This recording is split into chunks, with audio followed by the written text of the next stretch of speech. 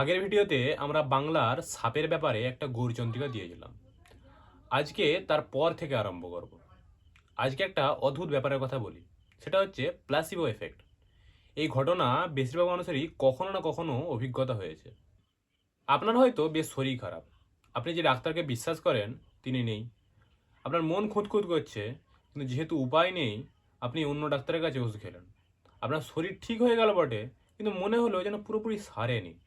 Doctor ফিরে এলে আপনি গেলেন, বললেন আপনি ছিলেন না, শরীর খারাপ হয়েছিল, অমুক ডাক্তারের কাছে ওষুধ খেলাম, ঠিক হয়েছে, কিন্তু যেন পুরোপুরি সুস্থ মনে হচ্ছে না। ডাক্তার হেসে একটা মাল্টিভিটামিন বা টনিক লিখে দিলেন, আপনি খেয়েই পরদিন একেবারে চাঙ্গা। কিংবা কোনো ডাক্তার ভালো করে কথা বললে, বেশ সময় নিয়ে দেখলে মনে হয় অনেকটা ভালো লাগছে, মনটা হালকা হয়ে গেল। আর অন্যদিকে কেউ বেশি সময় দিয়ে না দেখলে মনটা কেমন যেন খুঁতখুত করে, মনে হয় ভালো করে দেখলো না বোধ হয়, শরীর সারতেও দেরি লাগে, বা সারলেও মনে হয় যেন সারলো না। এই যে পরিচিত ডাক্তারের কাছে যেতেই সুস্থ হয়ে গেলেন, বা যে ডাক্তার বেশ মন দিয়ে অনেকক্ষণ দেখলো, এটাতে আপনার অর্ধেক রোগ সেরে গেল, এটাকেই প্লাসিবো এফেক্ট বলে। আমাদের বাংলায় তো একটা প্রবাদও আছে, ডাক্তারের কাছে গেলেই অর্ধেক রোগ সেরে যায়। ঠিক এভাবেই ওঝার কাছে গেলে মনের জোর বাড়ে, সেক্ষেত্রে যদি সাপ বিষ না ঢালে ভয় কেটে যায়, ফলে হার্ট ফেল হওয়ার সম্ভাবনা কেটে যায়। কিন্তু সেটা তো ডাক্তারের কাছে গেলেও হবে, এবং সেটা আরও ভালো হবে, কারণ তিনি পরীক্ষা করে একদম নিশ্চিত বলতে পারবেন কি হয়েছিল, তাই না? এবার আসি সাপেদের পরিচিতি এবং কিছু কেতাবি তথ্যে। আমাদের আশেপাশে যেসব সাপ আছে তাদের মোটামুটি 3টে শ্রেণীতে ভাগ করা যায়। প্রথমত নির্বিষ, যেমন দাঁড়াস, অঞ্চল বিশেষ ঢ্যামনা বলা হয়, ঘরচিতি, জলঢড়া ইত্যাদি।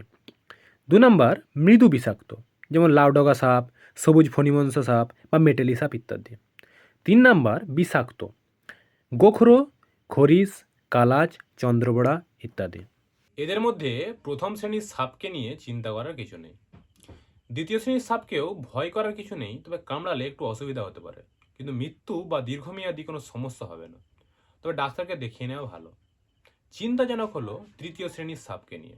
পৃথিবীতে 5টি প্রজাতির সাপ সবচেয়ে বেশি মানুষের মৃত্যুর জন্য দায়ী। এদের একত্রে বিগ 5 বলা হয়। অন্যদিকে ভারতে সবচেয়ে বেশি মৃত্যুর কারণ হলো 4টি সাপ, এদের একত্রে বলা হয় বিগ 4।